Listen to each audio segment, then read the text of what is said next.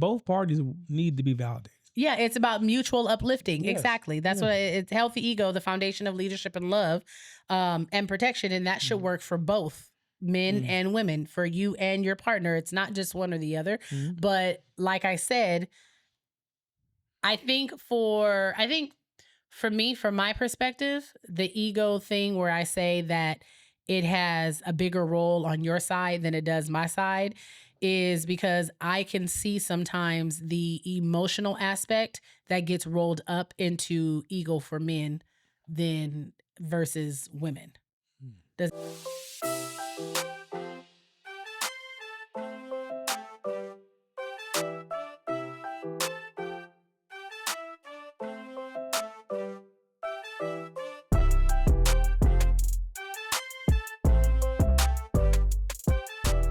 everybody, and welcome back to another episode of Life After I Do. How y'all fine people doing out there today? How y'all doing? How y'all doing? I'm trying, Dr. Now. I'm trying. Leave her alone. I'm trying. I think I have Dr. found her Now. on TikTok too. I want to say I came across one of her videos on TikTok. All I know is that What was her name again? the lie detector has determined she did not try. She did try. It was hard. We do not care. That's not true. Well- Have you ever been 600 pounds? No. I felt 600 pounds. Yeah, not the same. I've been halfway there, though. No, you weren't. Yeah, I was halfway there. Babe, you were never 300 pounds. Okay. You weren't 300 pounds. Stop, Alright. stop trying to make something your struggle and it wasn't your struggle. The 300-pound gang was not your struggle. Okay, sure.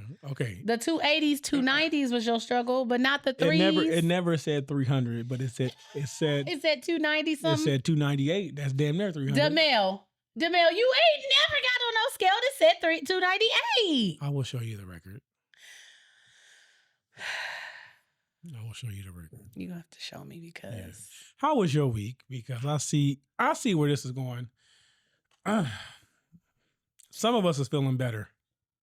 what? Some of us is doing great.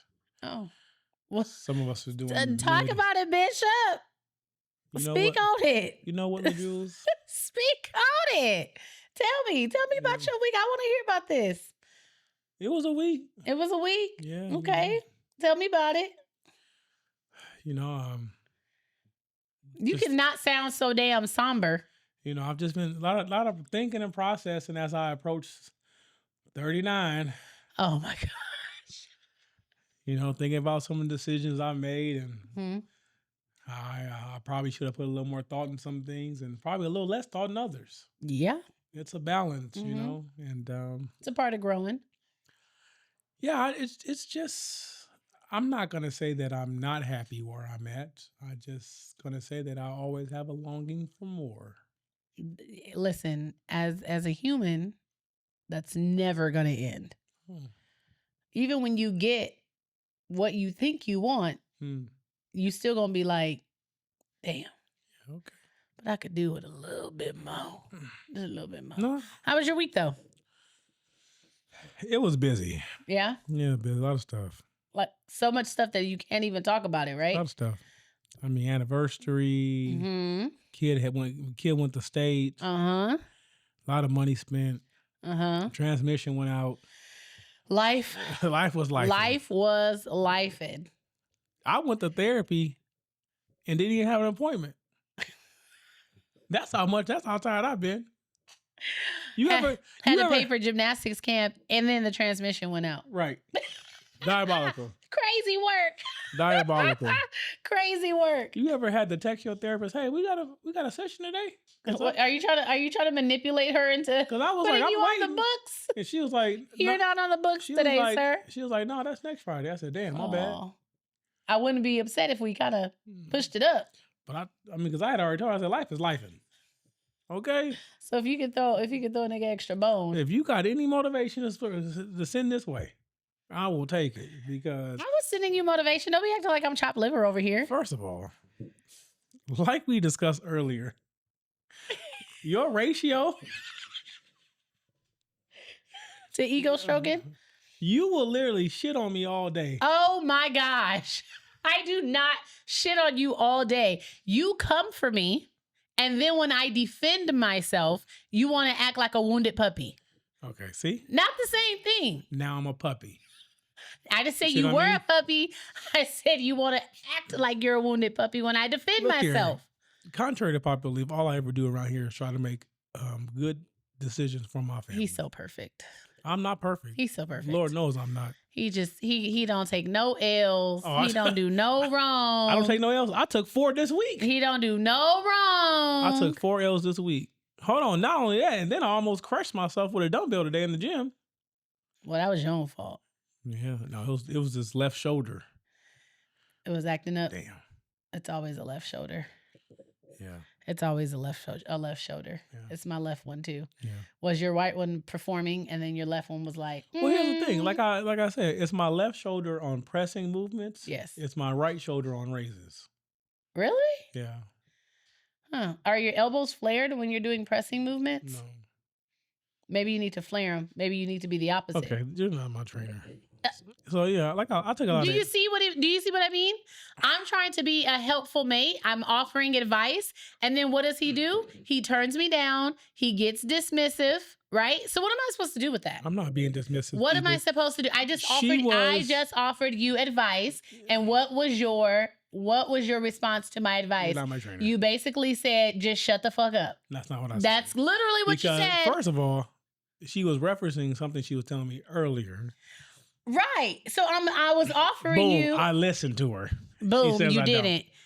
But so anyway, if she knew anything, she would know that. See, and this is what I mean. Can I finish my statement? No, you can't finish your statement. Like See, I this was is what I mean. saying, if she knew anything, she would have known that damn. I tried to lift flaring my arms before, and that was not if that comfortable. was true. If that was true, then that could have been his response. His response could have been, "Oh yeah, I actually tried it that way too, and I still get the same." Two things can be true at the same time. No. You see what I mean, guys? How was your week? Do you see what I mean? He's being a butthole, and then when I turn on that same butthole energy, then he wants to run and behave like a wounded puppy. I really thought this was gonna be a good episode because you came down here and I was like, oh, that lip is given.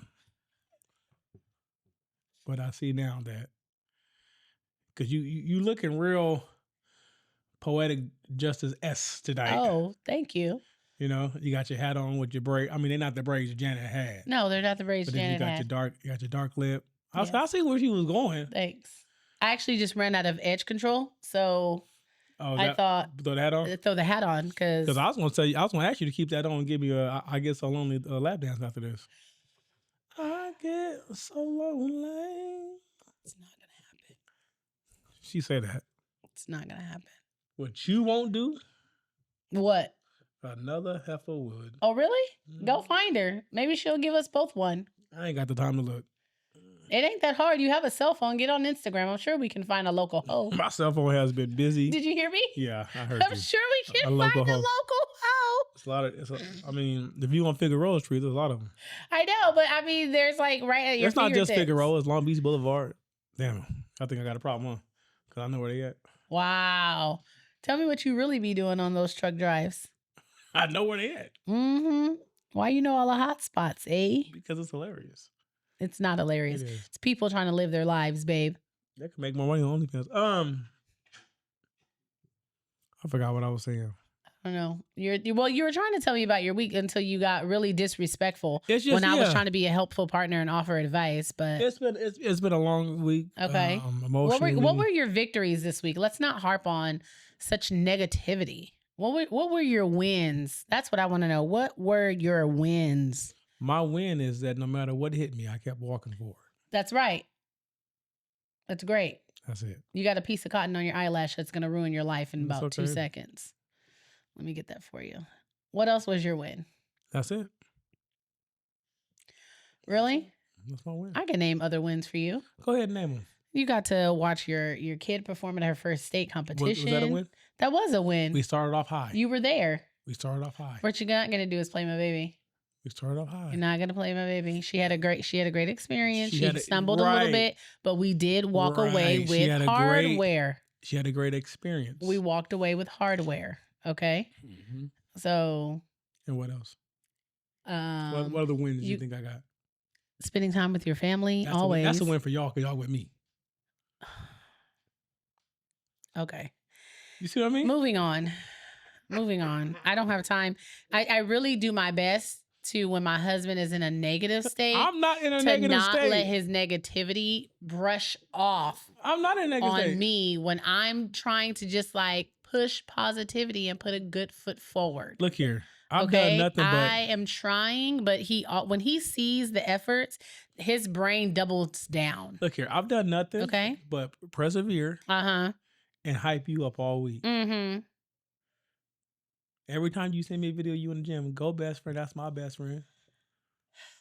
Every time. DeMille. I've been hyping you up. Cut it. Everything. I tell you look good all the time. Mm-hmm. I try to get you to spread them cheeks all the time. Oh my gosh. I try to provide for you all the time. Oh my gosh. Well, good thing we're talking about your wins and your week. What are your wins? But if you have nothing else to tell us about a highlight of your week, tell us about your week. And it just sounds like your week was just doom and gloom, and it wasn't like doom and gloom. It was just life. like a terrible week to be a man. Like, first of all, I don't know if there's a such thing as a terrible week to be a man. Oh well, having a human experience, because they're all the same. It's just more bullshit. Oh, some weeks that's a perspective issue. Some weeks you get more bullshit than others. But there's always some type of bullshit. That's a perspective issue. I never said my week was bad. I just said I persevered. Life was lifing. I expect to have that. Yeah. You know what I mean? Certain things came up that derailed my plans of what I wanted to do this week, and I tried to make the best of them. That's it. You made lemonade out of your lemons. Did you put sugar in it? I wouldn't say lemonade. Okay. What did you make? Lemon drink.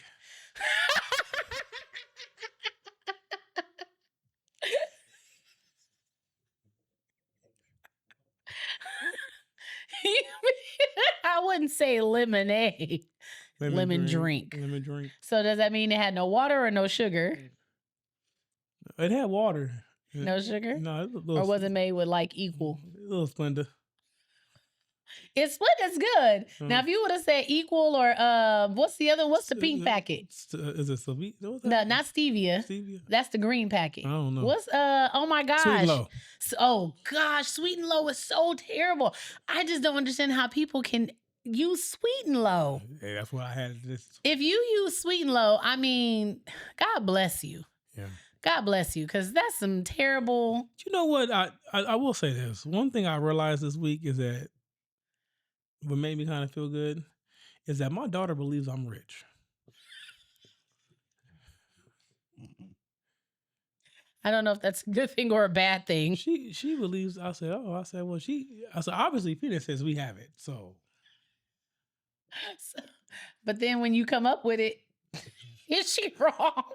That's the problem. I keep coming up with it. Is she wrong? She's not necessarily wrong. If you keep making it happen, then she'd be like, and that's my thing. She'd be like, drops mic. Like, and that's the thing. I gotta stop making it happen. Oh, well, that affects you too, sir. Will it? Yeah. I will say I did get a couple good nights of sleep this week. Yeah, the way you were snoring. Because I was so mentally exhausted. I had nothing else. I couldn't do nothing else. You had nothing else in the tank, huh? Yeah, that was it. That was it. So you might as well just put it all in dreamland. Did you have dreams? Yeah. How often? I mean, I hear that you dream every night, but did you have a dream that you could remember? No, I did not. Yeah. I had a dream the other night. Well, last night. Yeah, last night. And I was only able to remember the first half of it. And I was telling you in the car, it was a really weird dream. Yeah, and I think it's because like we have the car in the shop right now getting fixed. And so I had a dream that we had went and looked at different cars. And he and the car dealership salesman guy was telling me to get inside this car, just to test drive it. And I was like, oh no, I don't want to test drive anything. We just got my car fixed. Like, I love my car. Like, we're good. And he was like, just get in it and just see if you like it. And I was like, okay. So it was crazy because we were at a Subaru dealership and they had me get into a Hummer. So I was a little confused. You were dreaming. Yeah, and the crazy part about it is like I don't even like those cars. Cold work. The Hummers or like the Super. I don't even like the cars, so it was really crazy. Maybe because I had showed you the EV Hummer, I was like, that was actually nice. No, because I don't like those either. Oh. But in any case, I got in the car. I started looking around. I was like, oh, it is like kind of spacious in here. I was like, but everything feels so like closed in, you know? And then all of a sudden the car started moving forward, and directly in front of the car was my car.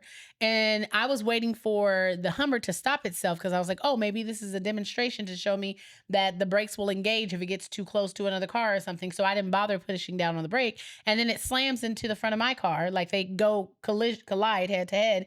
And then my car falls back into this hole. Like I can't even say that it was like a ditch in the street. It was quite literally a hole in the earth.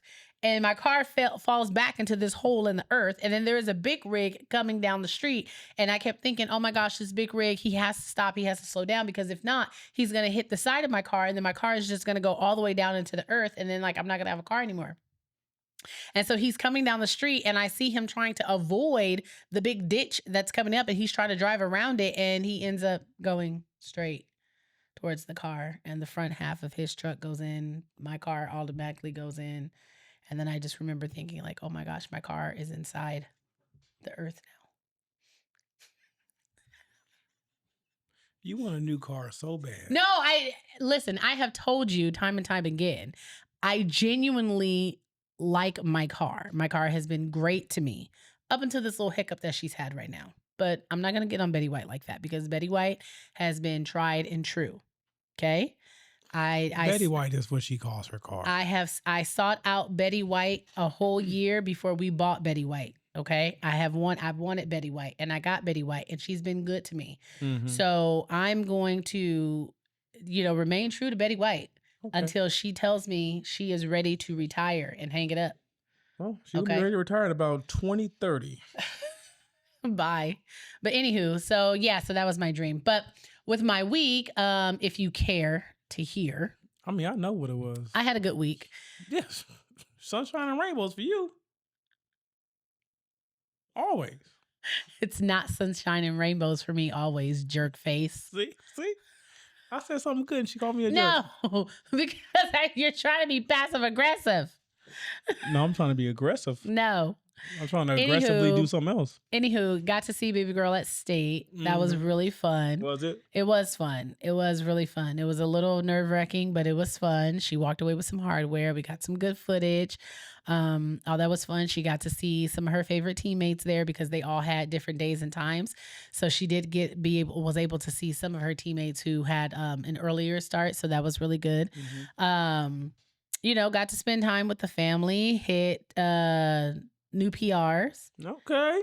So that was really fun. Shout out to In Leslie Land on Instagram. Yep, In Leslie Land for showing up with me all week. My fab realtor. And for getting my PR on record, for recording my PR. Hold on. How you always get a camera crew? I don't always get a camera crew. I had my camera set up too, but she got it at a different angle. So her angle was much better than the angle that I was recording at. Pause. But anywho, so in case anyone cares to know, I'm going to tell you anyway, my PR was I hit 300 on my squat. So. Did you? There you go. There you go. Did you? There you go. I just want you guys to see that it's not me. I just want you to see that it's not me. And then when I get into that same headspace, he can't take it. And then he's going to shut down like a hurt puppy, because his feelings are going to get hurt because he's over here trying to come for me. Do you see? Do you see? I try. But a second ago, he just told you about how he been hyping me up. But then he turns around and he does this. Don't have me post the text messages. I will post the text messages. You can post whatever you want. Okay, I have been hyping you up. Okay, post what you want. Go best friend. That's my best friend. Yeah. Mm-hmm. He tries to give it, then takes it back. Mm-hmm. I throw jabs. You cut throats. Well, it's difference. But the thing is after 20 plus years, you should know that. So if you still voluntarily walk into the fire, that has nothing to do with me. Fire? Yeah. What fire? Yeah. You think you're a fire? Okay. You might be a fuse. Oh. Okay, Jamil. I'm gonna try to be nice. For the fire? I'm going to try to be nice. Look, but he is pushing. This is how you. This is how you told me to behave today. So He is pushing. How did I tell you to behave today? How exactly? Look, guys. How are you behaving? Before every recording, she tells me how to act. Oh my gosh! Why are you such a fibber teller? So this is me. This is the energy she told me to bring today, and I don't know why she's acting surprised. I don't know what is wrong with this man. But my baby did have a good week. I think it's because he is tired or something. She did have a. Look here, I'm always tired. I have. Don't try to hold my hand. I want to hold your hand. You're such a hater too. I can't. I don't hate on you. I can't. You're my biggest supporter and hater at the same time. Well, I love do support you. I was literally, before we recorded, I was literally on the internet looking at lifting shoes for you. What, I'm hating on you? Well, I told you which ones I wanted. No, I don't like those. I guess it's a good thing it's not for your feet. I guess it's a good thing it's my money. It's not. It's our money. Not this one. So I guess I'll just order the ones that I want with my bank account. Okay, I'm done talking now. See, this is exactly what we were talking about earlier. I be trying to like be nice to you and like stroke your ego a little bit. You never stroke my ego. That is not true. You never stroke my ego. That is not true. I don't. Name 10 times. I just did this morning. Tell me. In the kitchen. What you say? What did you say? And I had responded. Oh, you were like, you were taking your vitamins. That wasn't stroking my ego. That was just sexual. He was like, "Oh, I can take the vitamin D right now too." I said, "Oh, that was kind of sexy, but that's not what you said." I was like, "I appreciate that." That's not what you said. I appreciate it. I do stroke your ego quite a bit. Okay. Okay. So I'll say this because I don't know your experience. Okay. Here we go. Now she's finna make it an individual experience. Go ahead. Listen here. Go ahead. Listen here. Go ahead and woman-splain it. I'm not gonna woman-splain anything. I'm just saying, like, for me, I think I stroke your ego like quite often. My ego? Your ego. Ego? I didn't say eagle. I said ego. Oh. See? That's what I mean. You're constantly coming for me. And then what am I supposed to do with that? Just take it? Yes. No. Yes. No. Yes. No. Take it. No. No. Shut up. Oh, that hurt. I mean, that kind of takes me into today, which is, ego, like a man's ego. Oh, we're talking about, oh my God. Ego. The ego effect. So, guys, this is clearly another episode where my wife wants to tell me something about myself. I don't want to tell you anything about yourself. And she uses, hold on, I was talking. And she uses the recording as a safe place for her. This is so not true. So she doesn't. This came about because we were in the car and we were watching a video. I think it was a video on TikTok or something like that. I don't know what you're talking about. We were listening together of a video, and the video was basically talking about how men, like certain levels of married men, will not leave their wives and stuff or whatever, and the things that wives do for them not to leave is like the wives stroke their ego. And I said, and his response was, "You don't stroke my ego enough." And I said, "I feel like I do." And he was like, "You don't." And he was like, "About you." What did you tell me? I'm 90%. No, I said you got a 10-80-10 split. You stroke my ego 10% of the time. You're nice to me the other 10% of the time. and then I dog on you? And you shit on me for 80% of the time. I do not shit on him. So when the camera comes on, this is part of the 10% you try to be nice. Oh my gosh. So you want these people to believe that I shit on you 80% of the time? Do you not? I do not. Okay, well, let me ask you this. Why would you be with someone who shits on you 80% of the time? That's crazy work. I wouldn't be. I'm going to tell you now. I'm going to put it on the record. I'm not going to stay if I felt like I'm being shitted on 80% of the time. Hey, pussy is good. I'm just not going to do it. Because that's just crazy work. You got some good shit. So you put up with it. Demel. What? It's good shit. Demel. Yes. Problem? I'm not putting that on record. What? What? I'm not going to edit it out. Yeah, you are. No, I'm not. Yeah, you are. You can't say that. Yes, you're my wife. I can. You can't. I can. No, you can't. No, I can. You can't tell people that. Yes, I do all the time. You can't tell people that. Well, they know. So now you know that they know. So how do I shit on you 80% of the time? Huh? I want to know. Because I can't correct what I don't understand or what I don't know. You always making fun of me. So what do I do? You always make fun of me. Okay. And not in a playful way.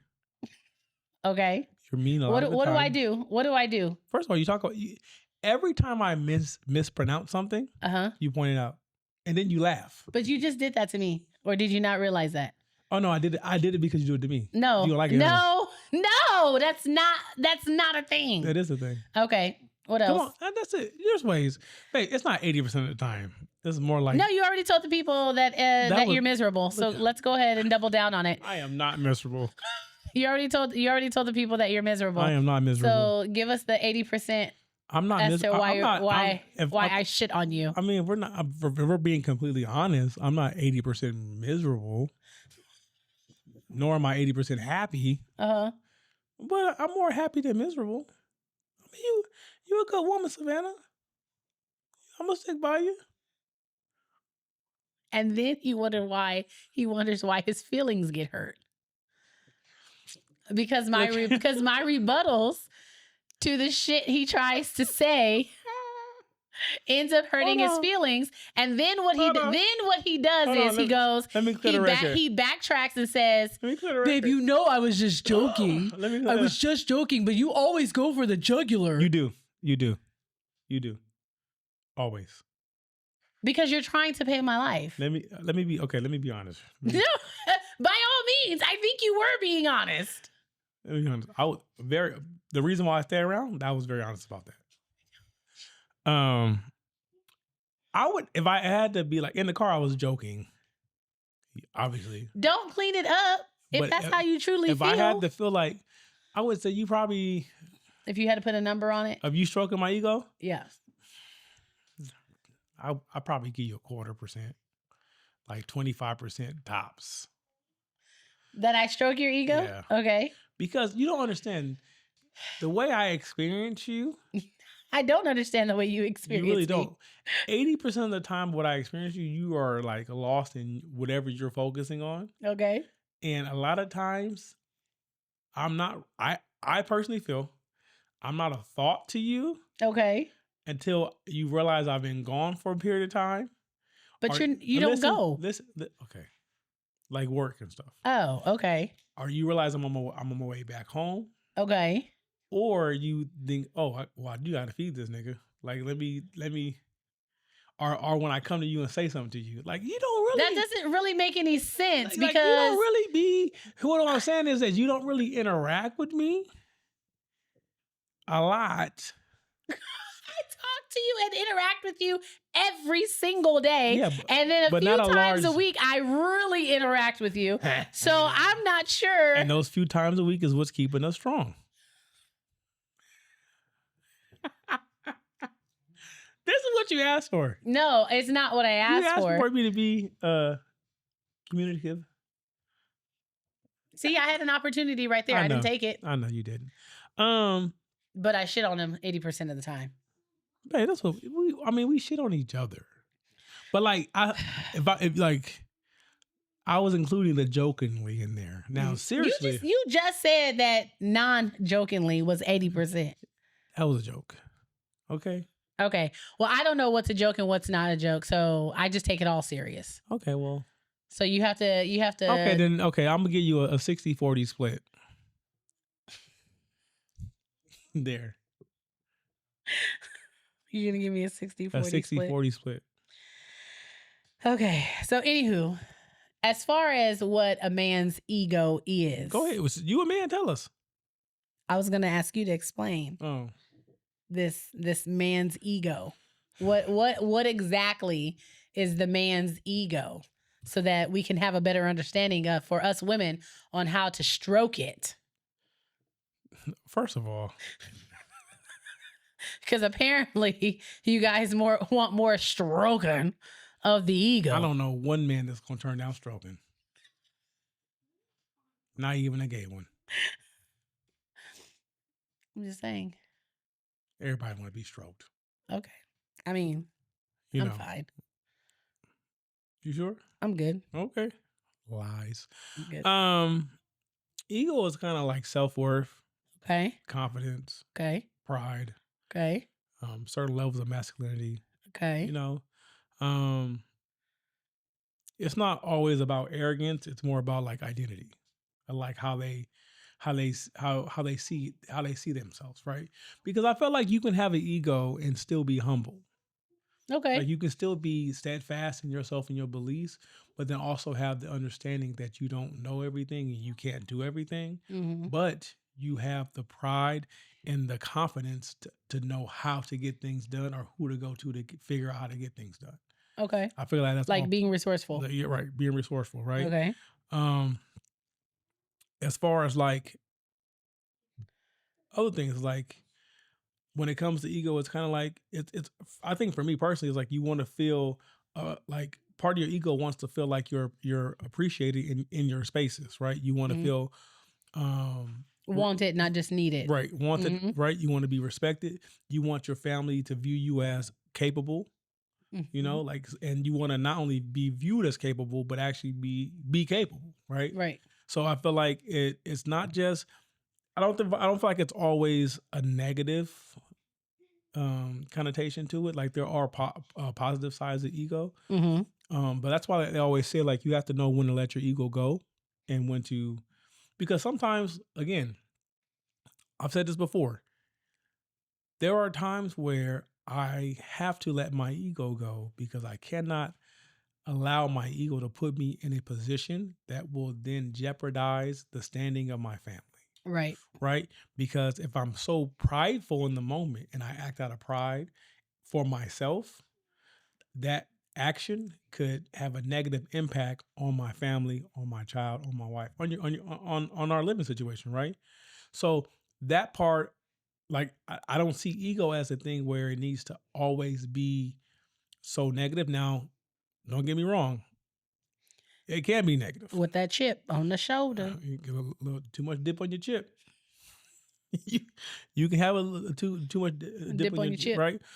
And an ego can also be something that is very, very fragile, right? And that's when the fragile ego is when a man is lacking in confidence for whatever the reason may be. Maybe life's not going the way they want it to go. Maybe they're stuck in a victim mentality where they're blaming themselves or they're blaming others for their situation, and they're not actively pursuing the improvement of themselves, right? So, I mean, ego can be very, very fragile, if left unchecked. Okay. And I think that's the important thing. Like it is something that you have to constantly keep in check. Yeah. You know? So you don't get too much dip on your chip. Yes. Exactly. Okay. So from your perspective as a man, what's the best way that I guess just, you individually can feel like me stroking your ego? What are the things that make you feel good aside from me trying to affirm you and, giving you praise, showing that you're appreciated, showing that you are wanted? What are some other ways that women can make men feel more appreciated or stroke the ego, as they would say? Because to me, it's very simple for me. Okay. I can't speak for all men, right? Okay.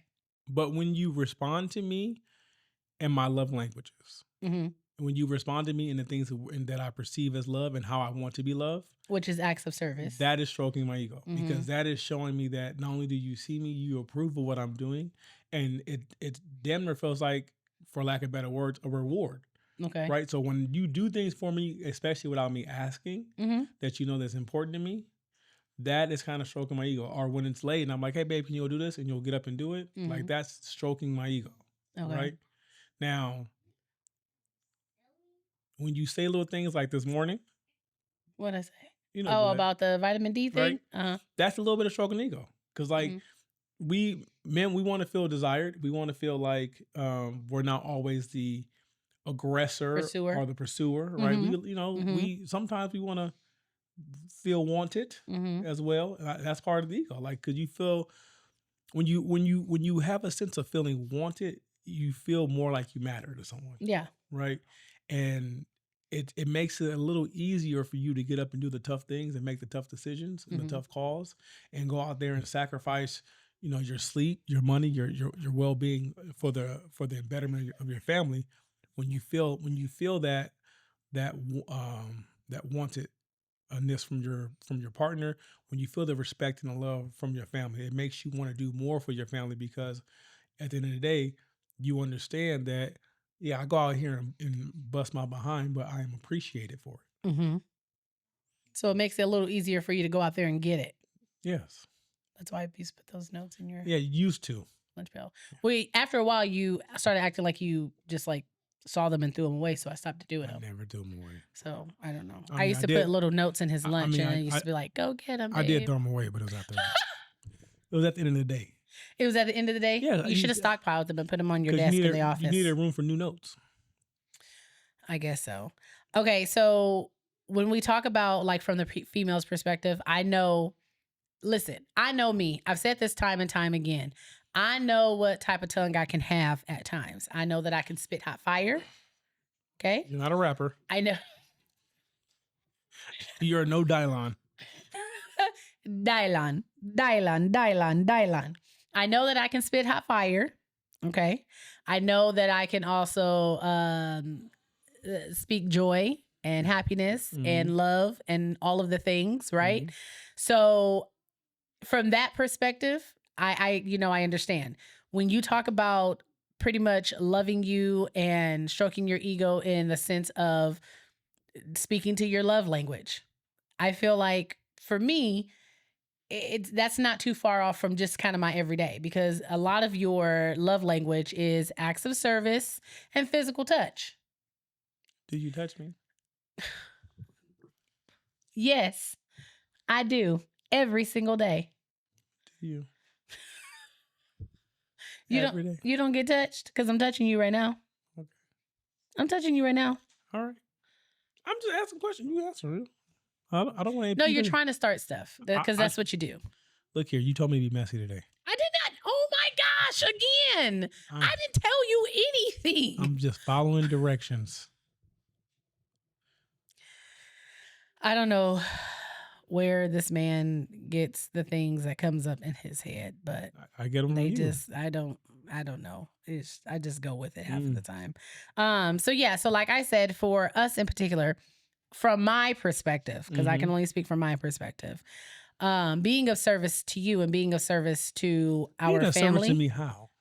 What do you mean being of service to you? How? How? Like what service? Being a listening ear for you. What service are you taking care of you, not just like physically, taking care of you mentally, trying to help you with your mental load, trying to carry the emotional load so that you don't fall under all of the. And then if you want to talk about like the physical things that you always tell me that matter a lot to you too, taking care of your household. Oh, I thought you were talking about balconies. Well, balconies too. Yeah, balconies too. That's a service. You think I want to be bent over on a balcony all the time? Yes, you do. You don't? I don't. It gets cold. You don't like the view? It's cold. Okay. And then I think people be having binoculars. Okay. So then it gives me a slight anxiety that I'm going to end up on somebody's dark web. But my husband enjoys it. Put a coat on next time. My husband likes it. Okay. So therefore I do the thing. He likes it, therefore I do the thing. How these people think I got you just random balconies? Vacation balconies, but they're great. Nonetheless. But it's something that my husband enjoys. It's something that he enjoys with me. So therefore, I oblige. The room gotta have a balcony or I'm not booking it. Bye. I need to be on at least the 20th floor or higher. But yeah, I mean, even from like the day to day, like maintaining your household, cooking your meals. My house, man, this is your house. Well, our house, your house. No. It's our house. And 20 years from now, when the grandkids pull up, they gonna say, "I'm going to who house?" I'm going to grandma's house. In any case. This your house. In any case, maintaining our household, taking care of our children, taking care of you. Okay? Taking care of me how? I literally, we just I just wanted to hear it again. No. Cooking your meals. I mean, how many times did you sporadically while I had said before we walked into the door, I was like, man, I am so tired. I just want to go upstairs and take a nap and go to sleep. He heard all of that. And he still persisted to ask me to make him something to eat and to whip up his favorite dessert. And what did I do? Don't give me any. Don't you made give Daddy me a sandwich. Don't give me any shit. What did I do? You made Daddy a sandwich. And what could I have done? I could have said, you just heard me say that I was tired and I wanted to go upstairs and take a nap. The only response is make Daddy a sandwich. But because you are my man, you are my husband, and I know how little things like that are very important to you, I got my ass in the kitchen and I got you what you wanted. Yeah, and I brought it to you while you were sitting there doing absolutely nothing. So you had more than enough energy and time to come down to the kitchen and get the shit yourself. And I still got my happy ass up and I went to the kitchen, got what you needed, whipped up what you wanted, and still brought it to you while you were sitting there enjoying your leisure time, sir. But did you do it with a smile? I always do it with a smile. Because when I came upstairs, what did I say? I said, here you go. No, I didn't. I said, here you go, babe. And you said, thanks, babe. And I gave you a kiss. What you're not going to do is play my life. What you're not going to do is play my life. How many times? Okay, but how many times have you in the past when you used to get home late also come and be like, oh, babe, can you do this for me? Or can you do that for me? Yeah. While I was in the bed and I was awakened because you walked into the room and I still got my happy ass up out the warm bed after being in REM sleep, came downstairs and did exactly what it is you asked me to do. Because those are the things that I know as your wife that mean a lot to you. Now, does it irritate me sometimes? Absolutely. But do I still get it done? Absolutely, because it is also my job to take care of you. Okay, see, I like how you said it's your job to take care of me, because here's my thing. Those nights where I came home late and asked you to do something, I was out there taking care of you. Okay, and we take care of each other. So when I got here... Exactly, you get taken care of. Right. Because you went out there and you took care of me. So it's a give and take, right? So going back to that 80%... So going back to that 80% of how I shit on him 80% of the time, can we go back to that? How I shit on him 80% of the time? I said the real number was like 80-20. I mean 60-40.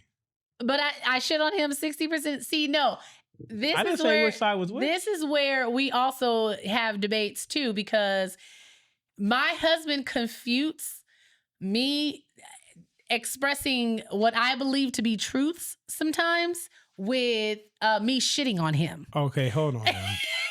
It's not me shitting on you. It's either me expressing a point or me trying to shed light on something at a different angle or a different perspective, and automatically he says, "You're shitting on me." No, I do not. Okay, all right. But anywho, back to the. I'm about to wrap this up. Back to the topic at hand. That, to me, that's how I guess it, in effect, stroke your ego, right? So like, I do my best not to belittle you, not to downplay you, not to down talk you. You are being, whether it's amongst ourselves behind closed doors, but especially in front of people. You better not down talk me in front of nobody. I would never down talk, not in such a negative, derogatory way. I would never do that. Look here. I would never do that. Now I am a kind, loving husband. Yeah, you are. But I was raised by sugar free. Oh gosh. Okay, DeMille. And don't let me get to it. What is that supposed to mean, Morice? I don't know. I don't even know. Like, now I feel like you're getting delusional. So let me ask you, what are some pros and cons of stroking a man's ego? I think the pros of stroking a man's ego is giving him the encouragement to continue to do whatever it is he needs to do, like building his emotional security, building his openness within the relationship, increasing his affection towards his partner, like reinforcing the emotional connection within the relationship, preventing resentment. All of those could be pros. Okay. Pros. Let's see some of the cons. I would say giving you an inflation of self, like blowing your head up, an entitlement type thing. Because see, that's my problem that I have with you. Because see, when I start bigging you up too much, I'm like, oh shit, now her head can't fit through the door. But because you be walking out with your little swag, and I'm like, okay, all right, swaggy, all right, I like it, I'll rock with it. What are you talking about? I'll rock with it.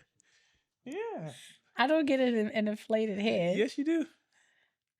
Yes, you do. Okay, so here's the thing. So going back, like I said, you don't ever get inflated. I think no, you misinterpret me being confident in something in me having a big head. No, Kynesha. So what have I had a big head in?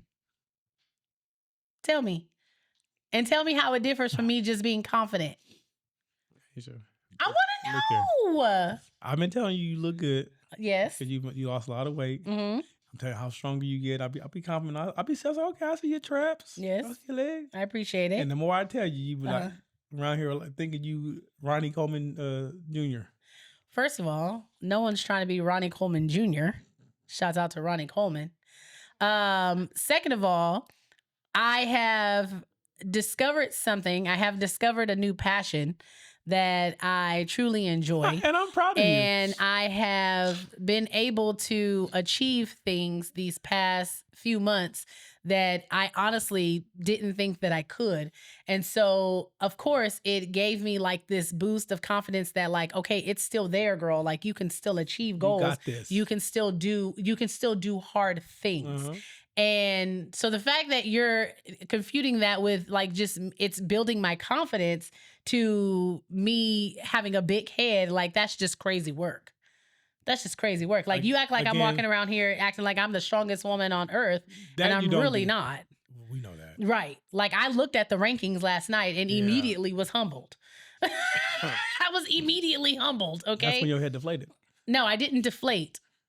Deflate. Your head deflated. No, my head didn't deflate because you snapped back to reality. I can't take no. I was never out of reality because the people that I have, my online mentors, they don't know they're my mentors, but my online mentors, I have seen what those women are capable of. So I knew me hitting my benchmarks, my PRs, my personal records, it was nowhere near to the level at which I am trying to get to. Okay. So there was no deflating that had to happen because I already know what is there, what has been done, and I'm nowhere near it.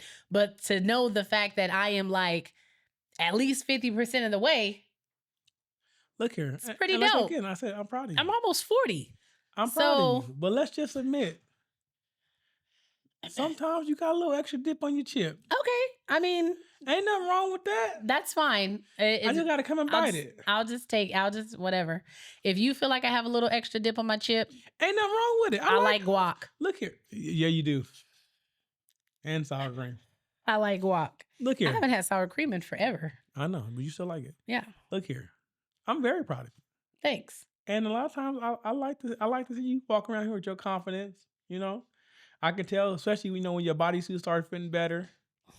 Got the girls out at the gym. What's left of them anyway? Okay, we won't talk about that. Right.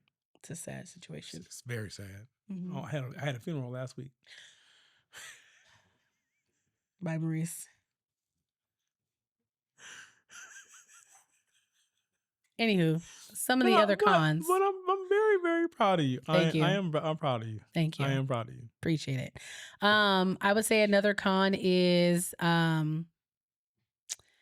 with that overinflation of the ego, it can become a new challenge to humble him, or the challenge in like trying to give constructive criticism.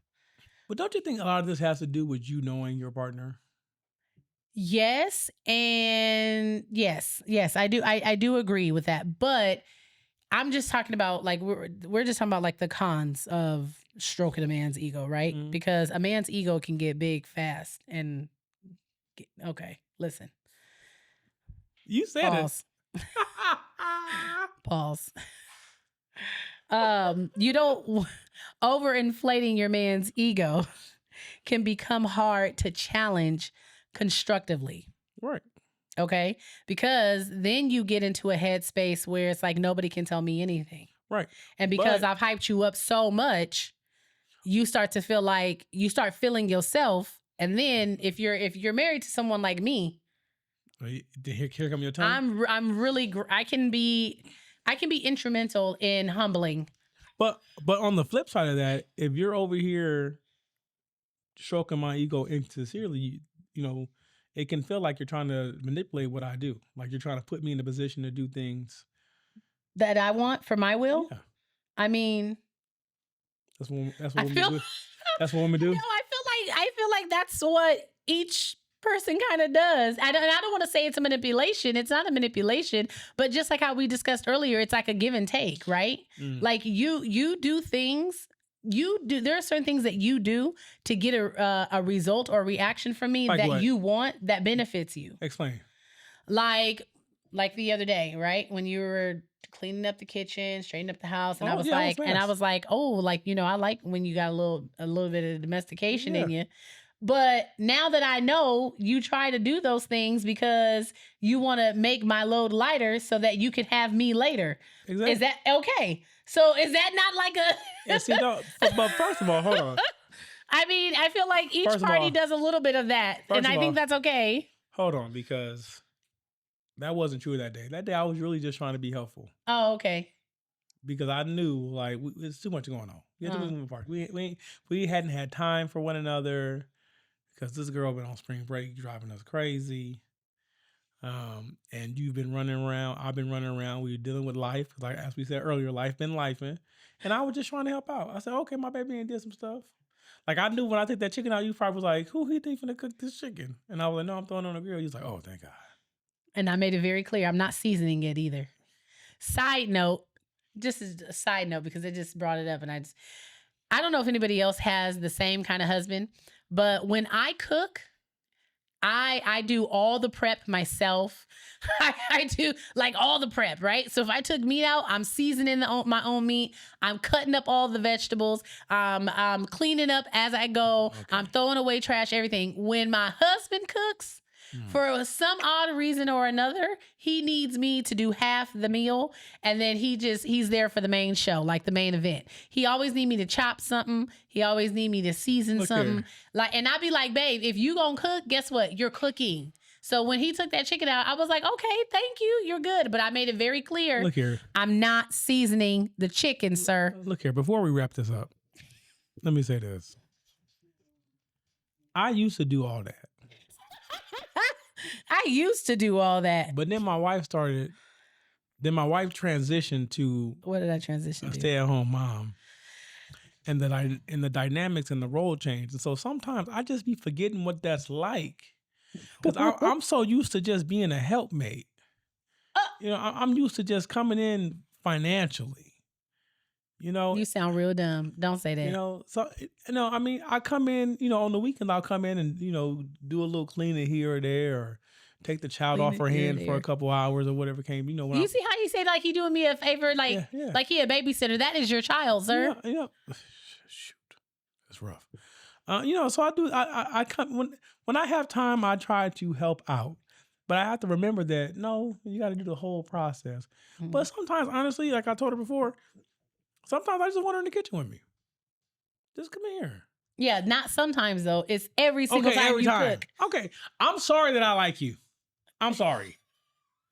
I don't mind being in the kitchen. I will be in the kitchen. I'll sip on my green juice and converse with you. But if I'm going to be there with you, I don't want to help cook. Okay. I don't want to dice, slice, cut, put up, put away, season, get down. grab, reach First for. of I don't all- want to do any of it. I first just of want all, to sit you there ain't and be get- company with you. You so short, you ain't getting nothing down. Okay, see, and there you go again. And there you go again. So There you go so, again. So what can we do to find balance in the stroking the ego? Well, how can we find balance? I think it's important to remember It's a two-way street. it's a two-way street. Mm-hmm. And it's not about necessarily stroking the ego, but it's about honoring your man's essence and presence. Okay.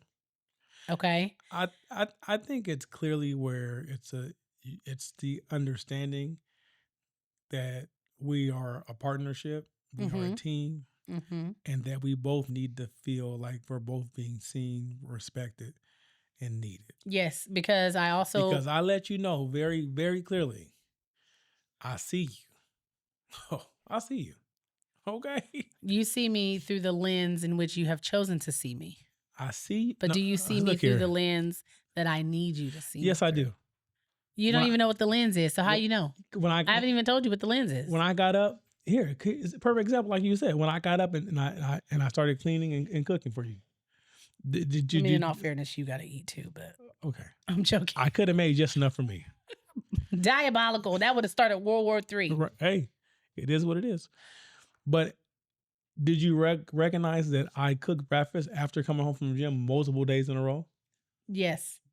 Yes. And then you asked me. And then I asked you what you wanted. No, you asked me if I enjoyed you making breakfast again.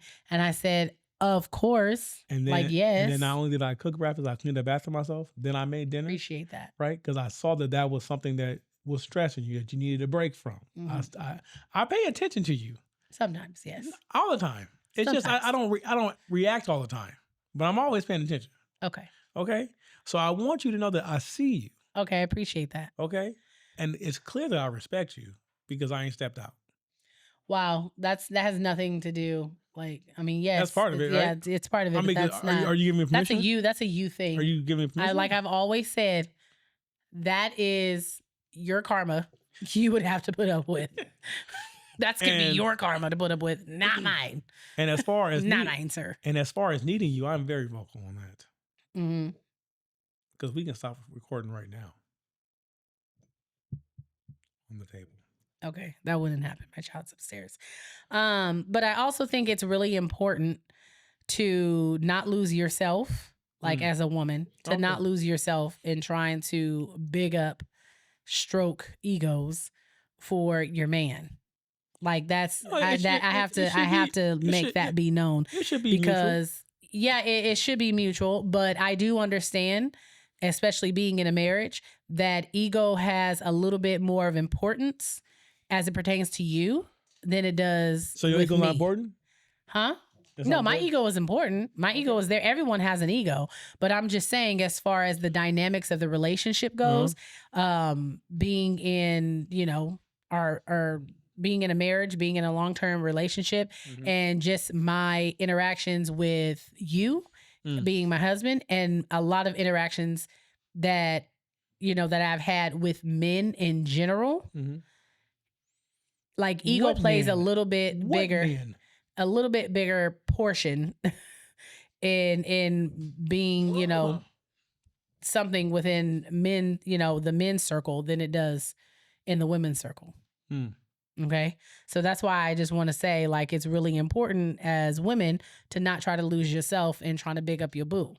You can big up your boo too, but don't lose yourself in that. My identity is not wrapped up in me, But in a healthy relationship, marriage, or whatever, both parties need to be validated. Yeah, it's about mutual uplifting. Yes. Exactly. That's what it's healthy ego, the foundation of leadership and love, and protection. And that should work for both men and women, for you and your partner. It's not just one or the other. But like I said, I think for me, from my perspective, the ego thing where I say that it has a bigger role on your side than it does my side is because I can see sometimes the emotional aspect that gets rolled up into ego for men than versus women. Does that make sense? Like really, no, the emotional aspect of it, Okay. So that's why I say that, because I feel like when it comes to processing things, like for instance, how you said your week has been, right? You and rightfully so. There's nothing wrong with it, but I'm just saying the way that you allow things to affect you. How did I kept it pushing all week? Yeah, you keep it pushing, but it's not like you can. It's not like you can keep it pushing in a sense where we can't feel it. If that makes sense. Okay. You're keeping it pushing, but I'm feeling all of it. I'm absorbing all of the energy that's creating. Yeah, you are. I'm absorbing all of the energy that all of what you're perceiving to be negative in your life or what you're perceiving to be a hard time for you. I'm absorbing all of that energy, from the traffic making you short-tempered, to you having outbursts, to you shutting down, to you going into your hidey hole to try to figure life out. I'm absorbing all of that. So it's not like you're going through it and you're like, okay, yeah, I'm gonna push through it, and you're changing your perspective about it. The things that you are allowing to affect you also affect the way in which you move sometimes. And the person that's absorbing that is me. Okay. So then now for me in my head, when it comes to like stroking the ego and stuff like that, it's whatever it is I'm dealing with and processing at the time, even though if it could be the same thing that I'm stressed out about too, I now have to like put mine in a little box. I have to set it aside for a second, and I have to focus on making sure that you're going to be okay mentally and emotionally to get through whatever it is that's hitting you tough this week. That's what it feels like for me. Well, could you say that like I'm a threat to hurt myself? No, I'm not saying that. I'm just talking about the emotional and mental aspect of it. So that's what I'm saying. Like we're both experiencing life happening, right? Okay. And it's like, yes, even though it's not my responsibility or, in a technical sense to figure out how the car is going to get fixed, I see how you're going upstairs and you're doing your calculations and you're like, okay, well, I got it here, I could do it here. And I'm still absorbing that, okay, he is getting a little stressed. It's a little stressful for me too, but I'm going to box mine up. I'm going to put mine to the side, and I'm going to try to be here for him as much as I can emotionally and mentally, and make sure that I'm not trying to cause any additional stress, make sure that I'm trying to make his life a little bit more manageable, a little bit more easier. So if that means like cooking your favorite meal, if that means when you ask me to do something, not questioning you about it, if that means me coming to give you all the time, if that means me coming to giving you a hug and giving you a kiss and telling you like, babe, it's cool. Like, everything always works out. I don't want you sitting here stressing. Like whatever it is, that's what I have to do in order to make sure you are good. Do you know what I mean? So that's what I mean by like, that's where it plays a little bit of a bigger role in the male's life than I think it does the female's life, because it's the emotional absorption aspect of it. That's a fair assumption. Okay. But yeah, I mean, long story short, it should work that way for both parties, because that's one of the benefits of being married, and one of the benefits of being in a relationship is to have a person. Yeah. Like if you feel like you have no one else, you have a person. You have someone you can depend on. You have someone you can be vulnerable with. You have someone who's always going to tell you like, hey, it didn't happen today. It didn't happen today. You were not on your A game. You quite frankly sucked, but there's always tomorrow. And if you get tomorrow, you get another chance to try again. But what about your friends? Are they going to stand their ground? Are they going to be around? In the end? Shut up, babe.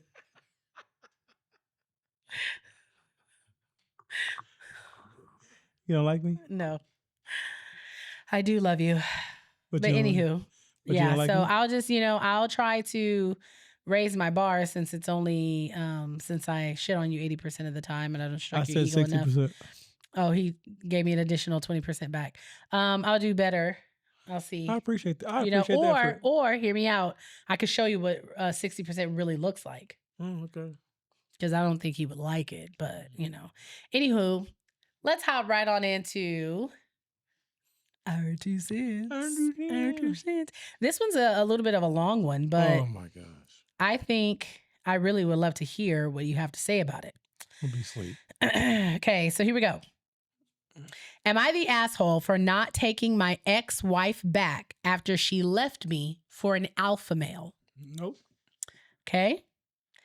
I had been with my ex for 7 years, married for 5. It felt like love at first sight and everything felt so natural when we first met. After about 2 years of dating, we decided to tie the knot. Not soon after, we welcomed our baby boy. He was a pandemic baby, so my wife ended up quitting her job while I continued working as a line cook and started doing Uber Eats on the side. After things went back to normal, my wife told me that she doesn't want to be one of those women who lose their passion after settling down. So she went back to finish law school and take the bar. Of course, I wholeheartedly supported her and we tried to make it work. After she passed the bar, she immediately got hired at a firm downtown through the help of her friend, Dummo. Oh, I guess we don't like the friend. This is where the problem started. From the get-go, my wife began making good money, good enough that she told me to quit my job and to stay home and take care of our kid full time, as she won't have time to. I said no. I loved my job. Cooking was my passion, and I even worked my way up to full-time fledged chef. My biggest regret in our marriage had to have been her talking me into leaving, but I did, and I became a stay-at-home dad. Slowly, our marriage life began deteriorating as she started to pull away. She worked long hours and barely spent any time with my son and myself. She'd go out drinking to network with her work colleagues on the weekends, sometimes even going out of town. At home, she was always just pissy with me. It's like her personality did a complete 180. This wasn't the sweet, nurturing girl I had fell in love with all those years ago. Our intimacy became almost non-existent. After going through therapy, I can now see that I am to blame as well. I should have communicated better and shared how I felt. Luckily, the highlight through this was my son. Seeing him grow and being there for a lot of his firsts made everything feel like it was going to be okay. One day, she finally came up to me and asked for a divorce. I wasn't totally surprised. I felt everything was eventually going to lead up to this, but I still didn't want to give up. I asked if she was sure about this and if that's what she wanted to do, or did she want to try to make it work. I recommended couples counseling or temporary separation. She declined both and told me that she had found someone else. Hearing this shattered me. Her changing and growing and us growing apart, I can understand, but never once would I have thought that she would have been the type to even entertain another man. She told me it's some partner at her firm. Ha ha ha. When did my life become a Korean rom-com? She told me that he invited her out a couple of times and showed her the quote unquote luxury of life that she deserves. We argued for a bit and she told me that he is twice the man as me. She called me feminine for being a stay-at-home dad while his wife was working hard and being home while he made the money. What? It was your idea. And what about me working 2 jobs during the pandemic? To her, those were not real jobs. I was just a delivery truck driver and a cook. Wow. She told me this new guy is an alpha male who knows a woman's needs and how to take care of her. She bragged about how tall and muscular he is, that he has a real job and took her on weekend getaways that she told me were work related. And here's the kicker. He's such a man, he doesn't want to make things official with her until her and I are separated. I almost laughed at how delusional that she had become. I asked her what about our son, and she said that I could have him. Like, Damn. He likes me anyway. Damn. I think that hurt the most. I couldn't believe that she thought about her own son that way, throwing him away like some object. For the first time, I couldn't recognize the person in front of me. I won't lie, I did let the anger get the best of me and said some hurtful things back. I could tell that she was taken back by this, probably because I almost never get angry. She just turned around and left. After she left, I cried my eyes out for 2 weeks, hoping that she'd call and come back. I don't know, I didn't love her anymore, but life without her felt so scary. The only thing that kept me going was my son. I knew I couldn't turn to the bottle or go down that dark path because of him. I managed to beg for my job back and they rehired me for some weekends only, which was better than nothing. I spent the next months just putting my head down and working in silence. The divorce proceedings were moving quickly and before I knew it, it was official. The worst part about this was I felt like I had no support system. On social media, everyone was praising her for being this strong, independent woman who broke free of some metaphoric shackle, like I was some villain holding her back. And not a single person messaged me on how I was doing. And thank God they didn't, because this is what made me want to go to therapy in the first place.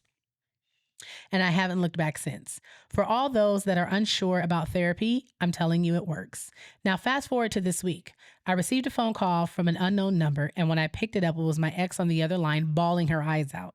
She told me how her alpha male boyfriend found someone else and she's too afraid to confront him because he's a partner at her firm. She finally explained her perspective and how everything led up to this point. Basically, my ex has admittedly always been really pretty and a social butterfly.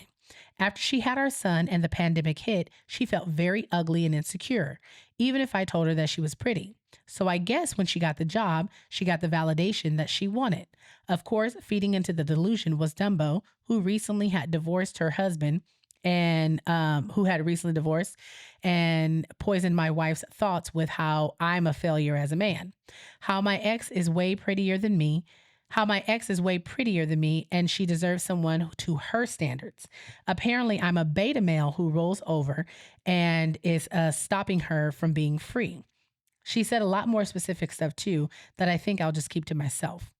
But it was definitely an eye-opening conversation. I shouldn't have pushed my ex away to be vulnerable enough to listen to Dumbo. But still, after hearing all of this, I was really just as disappointed more than anything that she would be so stupid enough to throw everything that we've built away on a whim through peer pressure. My ex asked me if we could try again. She told me how much she misses me and how she took me and our son for granted. For example, I always made her lunch in the morning, made sure she was up to date with her pills and so on and so forth. She misses those little things. I admit to telling her that I missed her too, and I know our son does for sure. But she did make every decision herself. And what if things worked out with the other guy? I'm not a consolation prize that she can just come running back to. She cried and told me that she wanted me back a week after she had left, but was too prideful to call. I firmly told her no and I hung up on her. Since then, my phone has been blowing up off the hook with friends and family telling me that I'm heartless, that my wife was vulnerable, and that she was taken advantage of. And instead of picking up the pieces and helping her, I'm leaving her out to fend for herself. That message hurt. I respect her father a lot, so I heard him out. He wants me to come over for a resolution intervention this week and to bring our son. They just want a conversation to hear both sides and see if it really is resolvable. I'm attending, but I'm going to stay firm with my answer. But all of the recent messages have been making me rethink my stance. I just want to make sure that I'm not in the wrong before I attend. Am I the asshole? Hell no. No! Hell no. That was long as shit. It was. He wrote a thesis. Is he a doctor now? No. I want to say this. This is the harsh reality of things. Mm-hmm. Your ex-wife made herself appear vulnerable in a public space and was easily tricked and manipulated by the other man. Mm-hmm. He saw her coming. To feel special. Mm-hmm. He saw her coming. So she was played. She literally put no effort to try to repair what she had with you. And even when out, she was cheating on you while she was with you. She was going out right because she said she had already met someone. Yep, you're right. So she already had no respect for you, right? Yep. And so she did all this, like you said, she did all this to herself. Mm-hmm. And in my eyes, you don't owe her. Yeah. You don't owe her nothing. You don't owe her a conversation. You owe her family a conversation. And what you're saying is, like what you're saying about the Facebook post and how now people are saying that you're making it hard for her because you won't take her back. That is the harsh reality of a man. It doesn't matter what a woman does. There will be someone out there or some group of women out there that try to make it seem like what she's done is not so bad. For them to just dismiss everything that she put you through, like you just supposed to for her to cause the whole situation. Like you just supposed to have emotions of steel and not have no feelings, and she can just take your heart out and step on it and then just come back and pick it up when she wants to. Man, fuck her and fuck them. And Dumbo. She got exactly what she needed. She got exactly what she deserved. It's crazy that she left her son and said that you can have him. Like, what kind of shit is that? She literally... You can have him. She like you anyway. Right, she literally said you can have it. She gave up her child. What decent person gives up their child for a fantasy? Now, granted, she probably didn't think it was a fantasy at the time, It was a fantasy. But she was that detached from being a mother that she couldn't even fight for her son. No, she got exactly what she deserved. And the only thing I would say to this is that I would have never stayed at home. I would have still worked. But that's where he said he feels like he did mess up. I would have still worked regardless, because the transitioning to being single would have been a lot easier, right? But I feel like even if he would have stayed, even if he wouldn't have stayed home and stayed work, this still would have happened. Yeah. Because what happened is that you probably worked while you worked while she finished school. You probably helped her finish school. He had to work while she was in school, right? To provide. But once she got her law degree and all that stuff, she was oblivious to all the sacrifices you made for her to get to that point. Well, yeah, because now she sees herself in this light that you don't measure up to. So now, and then you have somebody in her ear talking about, you're here, and you mean to tell me you're married to somebody who's here, and he's a stay-at-home dad? That's a thing. Yeah, I had a teacher tell me this a long time ago, and it always sticks with me. And he told me that to always be mindful of the people you pass while climbing up. Oh, yeah. Because those same people you just might pass when you fall down. Mm-hmm. Now, this heifer done passed you, and now she done fell back down. Now she's crying for you to pick her back up because she's in shambles. I wouldn't give her the light of day. I wouldn't go to the sit down. Hell no. Because especially if you already know you're going to stand firm on your answer, answer on the phone and be like, look, there was at one point I loved you. I loved what we had. Look here. But those feelings are no longer there, boo. I would tell her mother, her father, her brother, her sister, I don't care, her aunts, cousins, that she's a shitty human being and she deserves everything she got. Not a shitty human. She's shitty. And if you keep talking to me like that, you're not going to see your nephew or your grandson. Keep playing with me. We don't want to do that. Keep playing with me. Keep playing with me. Oh, no. Oh, no. But you're not the asshole, sir. No. I can't say that you are. You're not the asshole, sir. Fuck her and fuck that job, too. And don't forget to say F Dumbo. I don't know.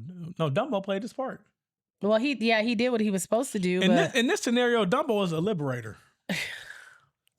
For the husband? Yeah, he saved him of years of pain.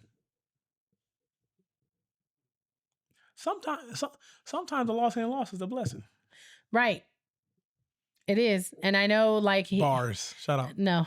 If y'all know the song, y'all know the song. He and his son have built a life. Yeah. You don't need her. Yeah, like literally. Like we've built a life that doesn't have you in it. So therefore we're comfortable. We're good. But if you want to see him, like that's still your son. I'll let you see him, but that's it. Like I'm not for keeping parents away from their children unless it's a safety issue. But if she wants to see him, I'd be like, yeah, you can see him, but her son don't need to be around that type of character. That's his mom still. You can't change who your parents are. Terrible character. Yeah. I suppose. You want one more? I mean, we got time. Let's see. Let the tape run. Okay. Am I the asshole for telling an elder woman to get the fuck on after holding up the only open line? Earlier today, I stopped at a grocery store while out running errands. There was only one cashier open for whatever reason, so the line was long. The woman who had to be in her 60s or 70 in front of me was talking to the young cashier who was about 18 or 21. She was talking her ear off about her son-in-law, her daughter's husband, after she had already been rung up with a receipt in hand. Apparently, her sister-in-law is a deadbeat, covert narcissist or something. I could tell the cashier was too nice to cut the woman off, and she just kept glancing at me, giving me the look, the I'm so sorry look. Look, I love making small talk myself, but this conversation had gone over a minute with like 6 people behind me in the line. I heard a woman behind me quietly under her breath say, "Oh my goodness, lady, let's go." So clearly I wasn't the only one who was getting irritated. After about 2 minutes or so that had passed, I calmly say, "Excuse me, ma'am, I have to be somewhere soon." She looks at me with a cold face, wags her finger and says, "No, you can wait." Bitch. The finger wagging honestly set me off, and I raised my voice saying, "Get the fuck on, lady. You're not the only one in the fucking store. You're holding everyone up." Did he lie? It got pretty quiet after that, and the security guard walked over to me and said, "Sir, please calm down. Ma'am, please be aware that you're not the only shopper in line." The lady finally walked off cursing, but I didn't catch what she said. Now, for some reason, hours later, I'm sitting here at my work desk feeling like a jerk. Did I go too far by raising my voice at an elderly woman? Personally, I just feel like it's rude to not be considerate of other people in line who are shopping. You don't know what kind of schedule someone's on. And I feel it's best to not hold the line up, or at least step away if you want to continue a long conversation. Am I the asshole? Yes and no. Hey, I'm 50-50 on this. Yes and no. You're the asshole for using profane language at an elderly person. We still must respect our elders. And we all know that as elderly people get up in age, some of them have the attitude that they really don't care. They have a very fucking attitude. It's like the meme. I can't wait till I retire so I can get up early and make everybody else late for work. Exactly. Because I got time. I don't really care because all I have is time. And that's pretty much how she was operating. She was like, y'all just going to have to wait here. Because honestly, I think a lot of people, just like elderly people, don't, they know that some people won't suspect them of being thieves. But there's a lot of elderly people who steal. Because they're elderly and they seem unassuming. So she was also probably thinking like, yeah, she knows that there's a line, but ain't nobody gonna say nothing to me because I'm old. Yeah. Like, but see, here's the thing. And that's why I say he's not. Because you do have those people. You do have those elderly people. They know it. You have, like, hold on. God bless his heart. They know it. There's an elderly black man that goes to the Starbucks I go to. And I always try to get in there before he do. Because I know if I'm behind him, it's over. Even though the girls are trying to rush him along, this is his day. It's his morning routine. That's it. He go in there. He order his same drink. They don't even ask him what he want. They just start getting it ready. Like how they get ours ready. Right. They just be like, "Hey guys," and it's already getting started. And he sit there and he have conversation. They catch up, and I'm like, "Sir, some of us have somewhere to be. I'm not retired yet. I have a job." I don't cuss at him because he's black. Oh wow! I don't cuss at him because he's black. And low key, he reminds me of my grandfather. Oh. So I actually kind of like talking to him. But some days he just pushing like, it. Look here, I don't even know his name. Some days he just push it. And the thing is, he waved at me every day. He waved at me today. How you doing? Let me get here for you. Let me get here for you. And look, when I see, here's the funny part. When I pull up and I see that blue Equinox, I say, "Damn, he beat me." He's here. Damn it. He's already here. Damn it. He's already here. He already beat you to it. Now, my only thing, my only fortune is that he moved hella slow. I once seen a snail outrun him. Bye, Morice. He's old. Stop it. And that's probably his outing. That's his outing. Oh. Cause like when my granny got to her late 80s, let me say this. That's she looked forward to her doctor's appointments. Cause her doctor's appointments, that was like when we would come down, cause I would go with my mom to take her to her doctor's appointments, and we would make a day of the doctor's appointments. So that's what my granny I knew she looked forward to it, cause we always did lunch, and then she always wanted to go to Penny's. To see if Penny's had curtains on sale, or she always needed a new comforter. I'm like, Granny, you don't need a new comforter. You just bought a new comforter. But then I started to realize that's my granny's outings. Like that was her thing. Like I'm gonna go to my doctor's appointment. I know I'm gonna see my daughter. I'm gonna see my granddaughter. We gonna hang out today. We gonna get something to eat. I'm gonna go to Penny's. They have their routines. Let me say this: he walks slow, but he don't drive slow. He don't have to. That's why. He know how to push it pedal to the metal. He don't drive slow at all. But sir, it's 50-50 to me. I think you could have just said it a little nicer. You could have just said, I mean, I know you tried the nice way because she ended up giving you the finger. Mm-hmm. But you could have just came back maybe with a little bit more assertiveness. And, maybe put your things up there and then like stood right there like, okay, can you start ringing me up or something? But my thing is also this. The more I think about this, like you're saying, that probably was the highlight of her day. Oh yeah, and then she got to cuss him out as she left. And then she was, I think she was trying to hook the cashier up with her. She was. That's why she was taking so long, and that's why he was like, "Seriously, dude, like I gotta get to work. Like we gotta go." And there's nothing more frustrating. I remember when I used to go to Starbucks in the morning before work. And now, granted, this very rarely happened to me because I always left for work 2 hours beforehand. always, because I like my time. Don't open up old wounds.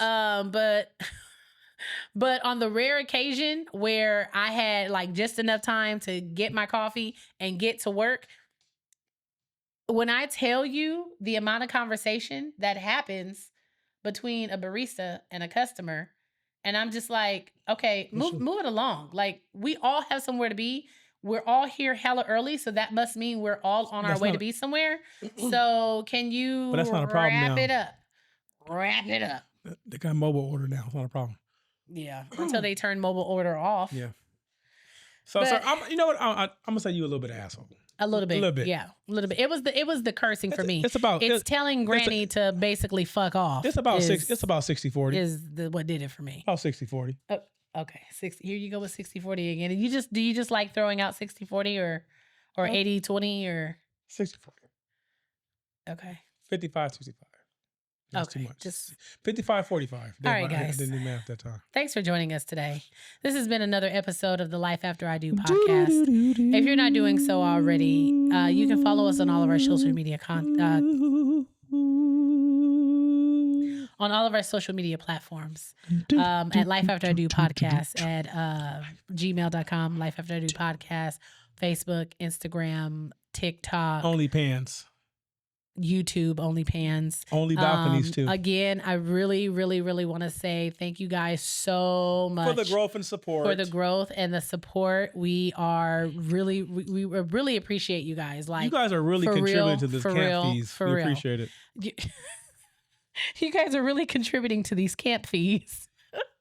But yes, we just want to say we thank you guys so much for all of the love and the support. Yep. Thank you for all the love and support that we're getting on TikTok. Thank you for all of the recognition that you guys have shown us on Instagram. We truly, truly appreciate it. If you guys haven't done so already, check us out on YouTube, Instagram, Facebook. I mean, all of them, guys. Just check us out. Like, comment, share, tell a friend to tell a friend, tell an auntie to tell a cousin, a niece, a nephew, a mama, a daddy. Hold on, y'all. Yeah. Y'all get messy in them comments now. The comments are my favorite. Like, the way y'all be running these comments, I live for the comment section. Like, I live for the comment section in general when I'm scrolling and watching content. And when I see something or I hear something, I immediately go to the comments. Yeah. So I love the comments. Y'all are funny as hell. And yeah, we just like really love y'all in a real bad way. Yeah. Okay. So continue to show support. Okay.